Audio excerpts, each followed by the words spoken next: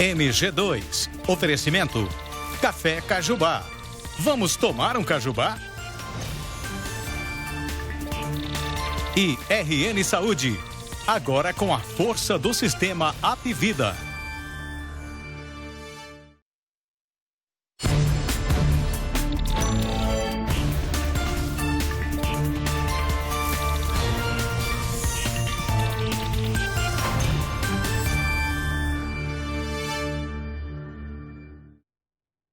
Olá, muito boa noite para você. MG2 está no ar, seja bem-vindo, seja bem-vinda.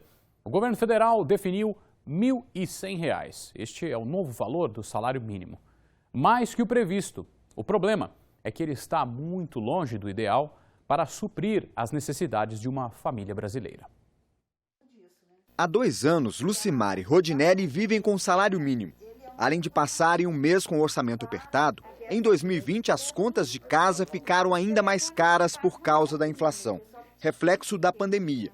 Hoje, mesmo ganhando uma cesta básica, a dívida fixa do casal chega a R$ 1.250. Isso significa que eles ainda vão continuar no vermelho, mesmo tendo nas mãos o novo salário mínimo que entrou em vigor agora, em 2021. É difícil, né? Porque a gente ganha pouco e tem que dividir, né? Tem que somar tudo na calculadora para poder administrar. Para conseguir equilibrar as contas, Rodinelli até tentou conseguir um emprego, mas foi barrado pela obesidade. Enquanto aguarda a cirurgia pelo SUS, ele achou melhor trabalhar como motorista de aplicativo. Isso é uma oportunidade para mim estar ajudando, para não só deixar por ela, né? Sobra aí no final do mês, na parte de uns R$300 para estar ajudando. Aí fica só nisso, né? Nestes 10 anos de casados, foram poucos os momentos que eles compraram algo para si ou para casa. De 4 a 5 anos que a gente não compra nada. Com o salário mínimo a R$ 1.100, os brasileiros terão R$ 55 a mais no orçamento. Mas no supermercado, o que o consumidor tem feito para que esse valor renda mais? Bom, se a gente for comprar arroz, o mais barato, o mais em conta aqui é esse daqui, ó, R$ 21,98. O óleo mais em conta é esse daqui, R$ 6,49. Feijão, R$ 5,39. Se não dá para comprar a carne, porque está cara, melhor é o ovo, porque dá para fazer bolo, biscoito. Com os R$ 3,14 restantes, dá para comprar 3 cabecinhas de alho e o sal. Com os R$ 55, só deu para comprar 6 itens. Um complemento para a mesa do brasileiro. Tem que aproveitar as promoções, todas as promoções, e hoje em dia eles põem assim, promoção do dia 5, aí depois eles pulam. Então você tem que estar vindo, todo jeito você ainda gasta com gasolina, ou você tem que andar de a pé para buscar, né? E está muito difícil. Segundo este economista, o reajuste do salário mínimo não chega a ser um aumento e nem uma compensação. Se for levar em conta o INPC, calculado pelo IBGE, nos últimos 12 meses até novembro de 2020, está recuperando a inflação desse período para as famílias de mais baixa renda, mas famílias que ganham até R$ 5.225. Essa família, com um novo salário mínimo, vai continuar tendo um orçamento bem complicado, bem difícil. Certamente as suas necessidades básicas não estão garantidas. O salário mínimo de R$ 1.100 está acima dos R$ 1.088 previstos inicialmente pelo governo. Valor que está aquém do salário necessário para se viver. O salário mínimo hoje, ele representa 1/5 do salário mínimo necessário. Então, nós precisaríamos multiplicar o salário de 1.100 por 4, por 5, né, na verdade, para nós termos o salário mínimo necessário para uma família, né, viver no Brasil como um todo, é um salário mínimo necessário médio.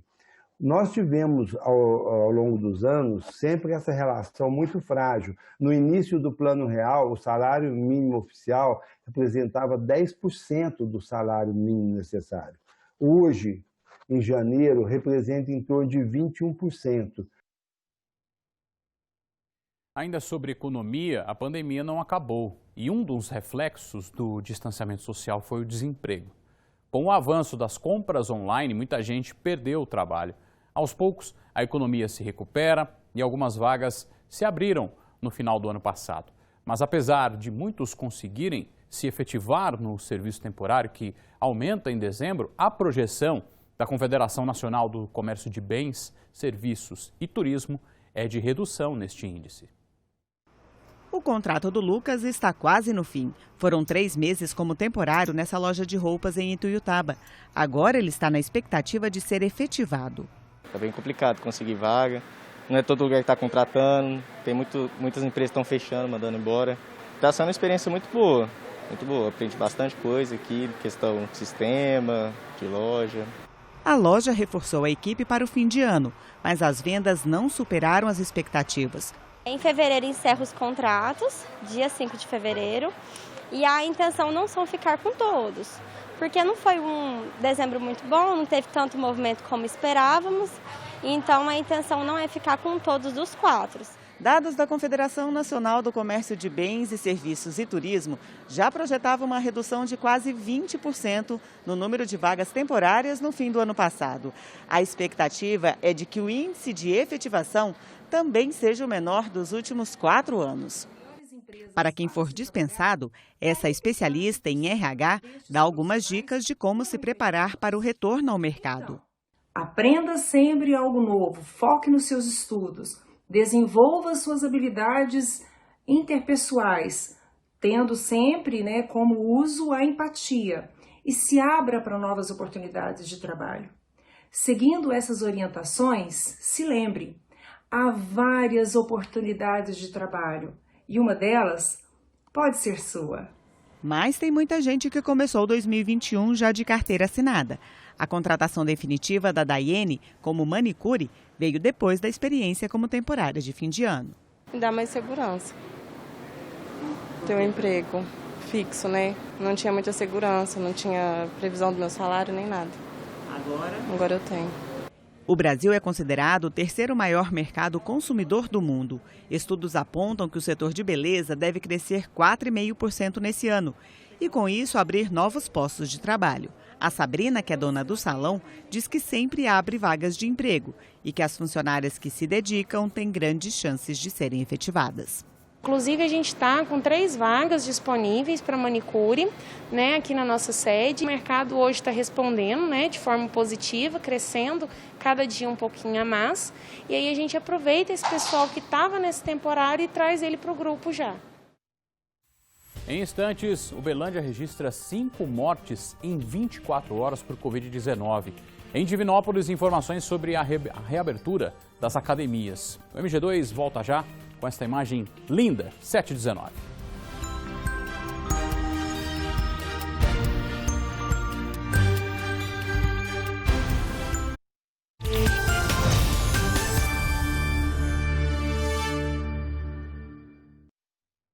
Ótima noite para você. Foi criado pela Prefeitura de Divinópolis o novo Comitê de Enfrentamento à Covid-19. A cidade está na onda vermelha, a mais restritiva do Minas Consciente.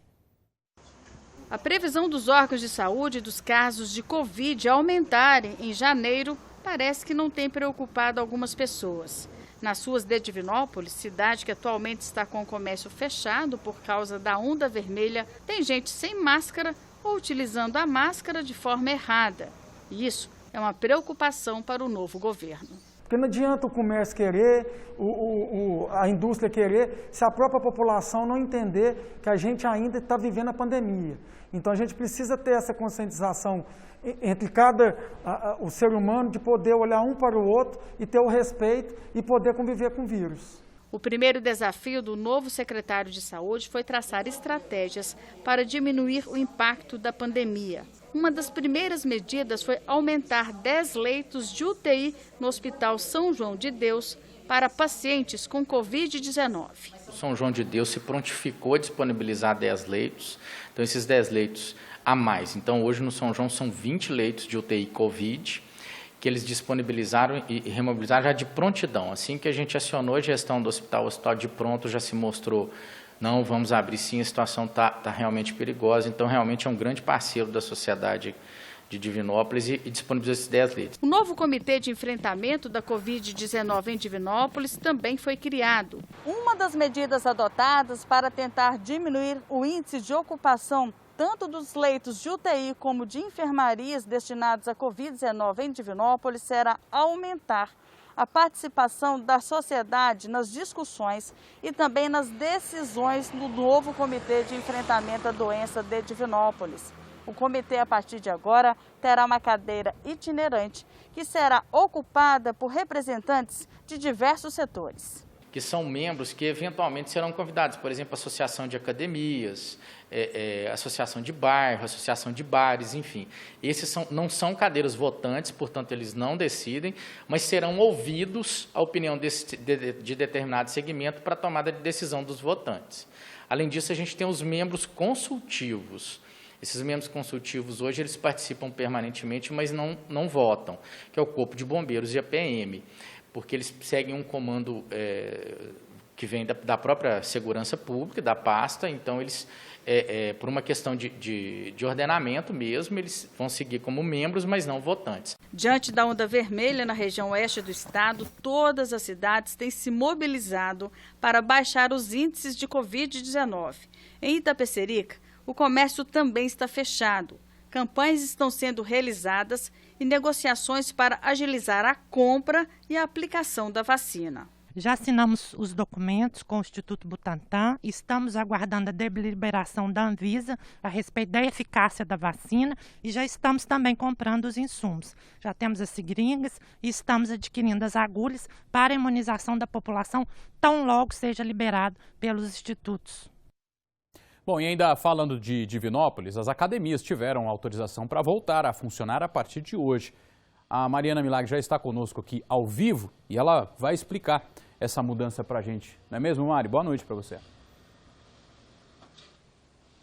Oi, Fernando, boa noite para você, boa noite a todos. Olha, as academias voltaram a funcionar hoje, como você mesmo disse, depois que o prefeito Glédson Azevedo publicou um novo decreto. E esse novo decreto autoriza o funcionamento de academias de ginástica, musculação, hidroginástica, natação e todos os outros tipos de esportes.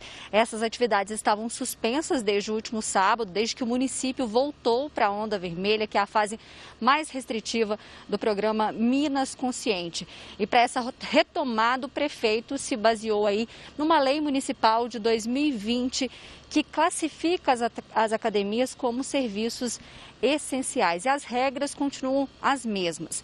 Os usuários devem agendar horário para evitar aglomerações. As academias devem fornecer álcool 70% para a higienização das mãos e também dos aparelhos antes e depois de cada uso. E, Fernando, segundo o último boletim divulgado hoje, Divinópolis está agora com 4.090 casos confirmados da Covid-19, ou seja, 70 a mais só nas últimas 24 horas e 103 pessoas morreram em decorrência da doença. Uma nova morte foi confirmada agora à tarde, Fernando. Infelizmente, Mari, infelizmente. Obrigado, viu, pelas informações. Divinópolis, e a situação também não está fácil em Uberlândia não, viu, sobre a Covid-19. A gente vai falar então com a Gabriela Almeida, porque é o seguinte, a informação preocupante, 5 mortes foram registradas nas últimas 24 horas. Não é isso, Gabriela? Boa noite para você. Nós tivemos um pequeno probleminha no sinal da Gabriela Almeida, mas daqui a pouco a gente volta com a Gabriela para falar sobre essas 5 mortes registradas em Uberlândia e também sobre o registro de novos casos que começam a voltar a disparar, tá bom? Notícias vamos trazer também de Araxá, de Uberaba, a previsão do tempo e ainda o caso da Baker. Um ano depois, as vítimas contam como vivem com as sequelas de intoxicação. É rápido. MG2 volta já às 7h26.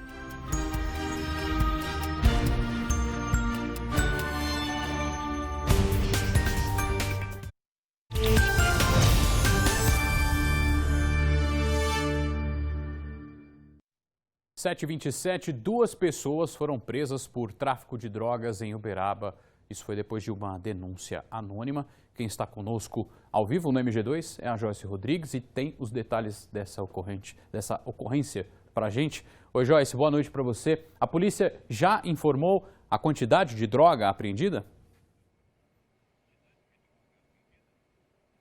Já sim, Fernando. Boa noite para você, para todos que nos acompanham aqui no MG2. 251 quilos de maconha e de skunk, uma espécie de maconha super potente e mais cara no mercado. Como você já adiantou, essa apreensão ocorreu depois de uma denúncia anônima na Delegacia de Combate ao Crime Organizado e Antidrogas.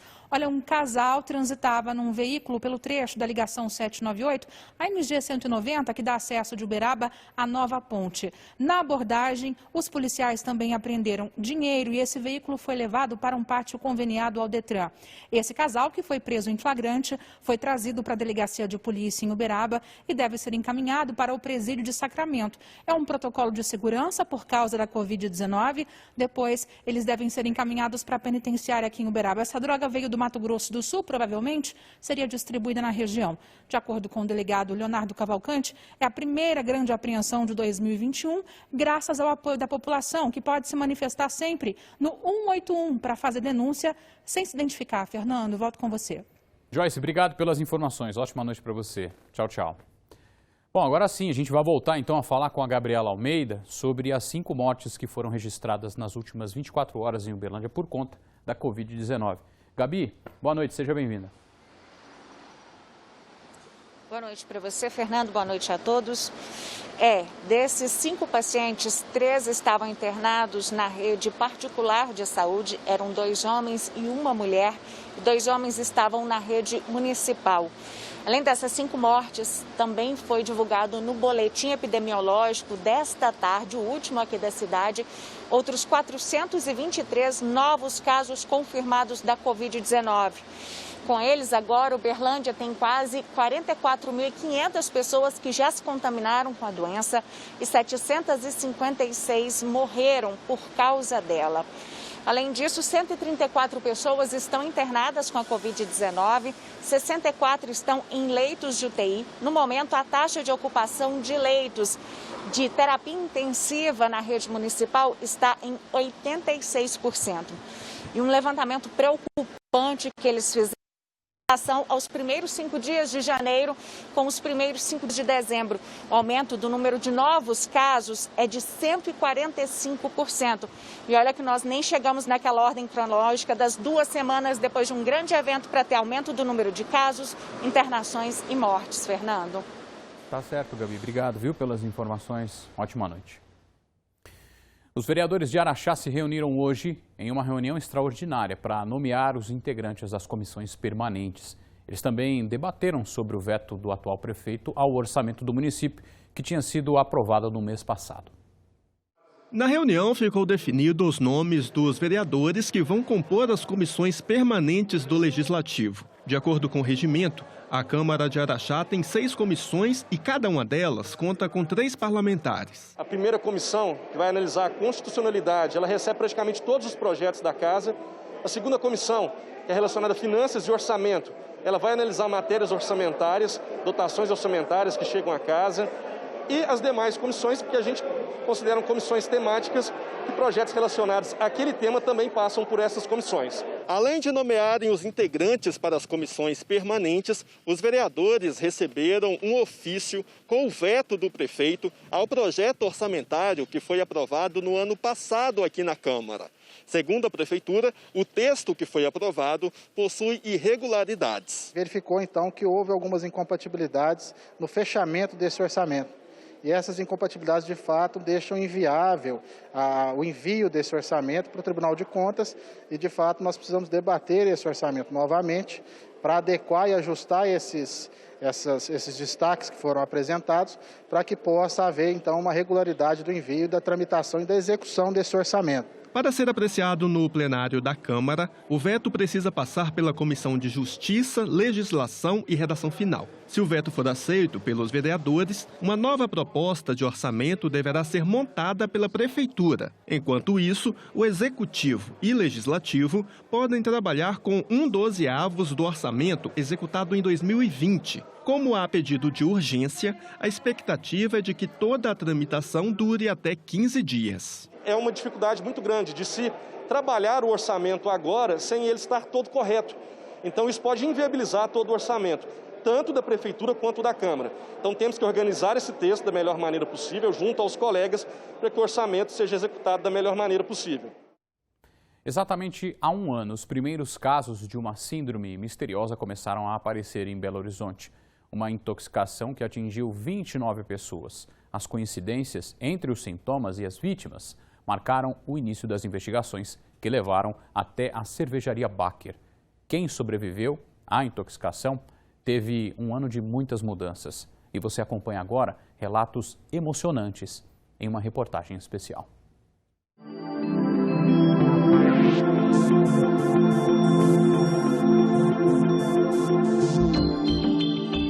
Eu lembro da internação, eu lembro de ir para o quarto e ir para o CTI, lembro de ser entubado. Eu já estava em coma e sentindo muita dor. Você tem uma construção de realidade toda estranha. Nossa, eu vi cada coisa. Durante esse período eu tive algumas alucinações. Eu vivi num mundo paralelo. A gente tinha 3 filhos. Eu tive um período de depressão e minha esposa cuidava de tudo, até que a gente voltou a uma vida normal. Eu estava ligado a uma máquina, numa realidade virtual. Depois que eu me conectava, não conseguia sair.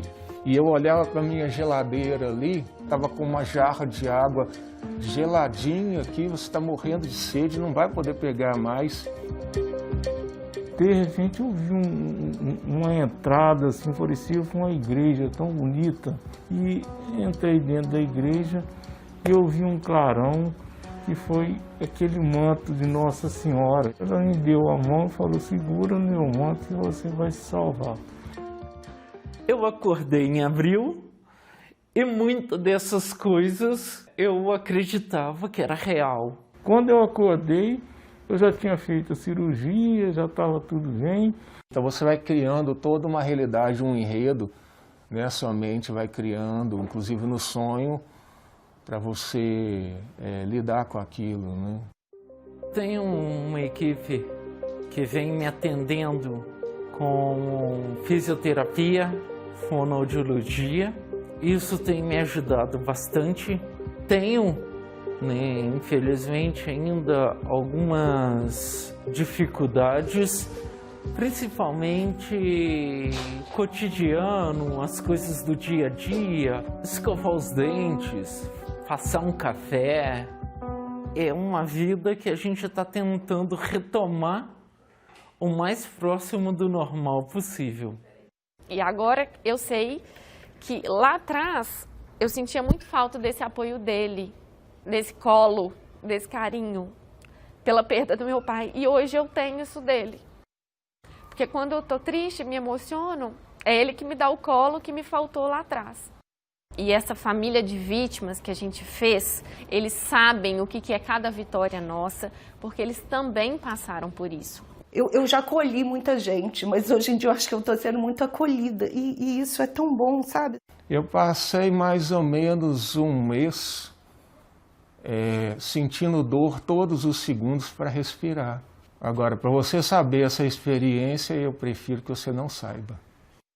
Pedi demissão no meu trabalho em maio, porque não tinha como. Ele ia sair em junho e eu não tinha como mais trabalhar. Eu saí dia 3 de junho do sol, justamente no auge da pandemia. Desde então a gente fica em casa, eu só saio para fazer exames, consultas, essas coisas. Não tem como reparar, então a reparação ela já é impossível, né? A justiça, sim. Eu acho que justiça é ter uma punição de acordo com o crime que a pessoa comete, né? Me tiraram uma vida normal, uma sequência natural da vida. Eles têm que ser justiçados por isso. A justiça minha, eu queria que, pelo menos, se eu não conseguir voltar a trabalhar, que eu tenha uma condição de vida para minha família. Enquanto isso, eu sigo minha recuperação. A gente só quer um pouquinho de paz, sossego mesmo. está tentando levar uma vida melhor e vamos ver depois dessa pandemia se a gente consegue ficar vivo e levar adiante. Não foi um ano fácil, foi muito difícil. E aí eu vejo que não foi um ano difícil só para mim. Eu falei que tanta gente, tanta dificuldade, tanta gente querida, tanta família perdeu, né, pessoas queridas, e a gente está aí, então, vamos agradecer, né?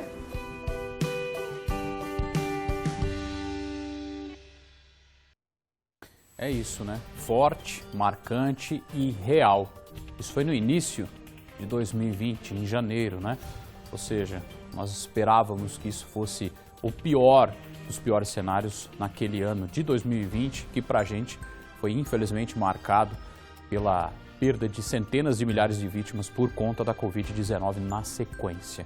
É isso, 2020 de aprendizado e, claro, né, de muita história pra gente contar e lembrar com tristeza e também com esperança de que venham mais e mais dias melhores. MG2 está terminando. Muito obrigado pela sua companhia. Até aqui, outras notícias do Brasil e do mundo se conferem na sequência no Jornal Nacional. E a gente volta a se encontrar amanhã. Uma ótima noite para você e a sua família. Saúde e sucesso.